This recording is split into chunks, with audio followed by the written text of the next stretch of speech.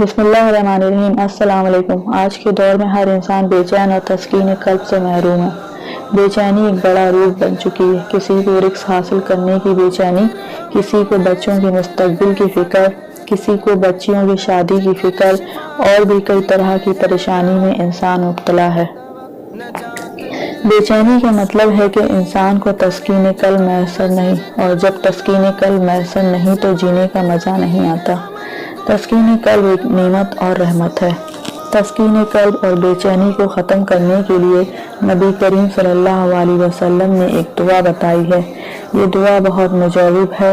जो भी आपको परेशानी हो, अल्लाह पर मुकम्मल भरोसा रख कर ये दुआ पढ़ें, इंशाअल्लाह ज़रूर फ़ायदा होगा।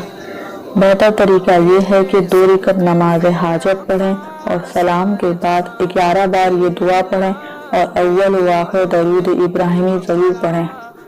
और जब आपका कोई काम रुका हो या कोई सख्त से सख्त परेशानी लाहक हो तो ये दुआ अगर कोई हर नमाज के बाद 1 बार पढ़े तो इसकी सख्त से सख्त परेशानी और रुका हुआ कोई काम नहीं रहेगा, इंशाअल्लाह।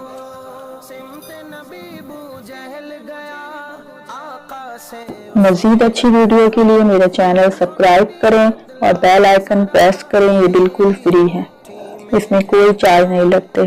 और मेरी पुरानी वीडियो भी देखें। Thanks for watching.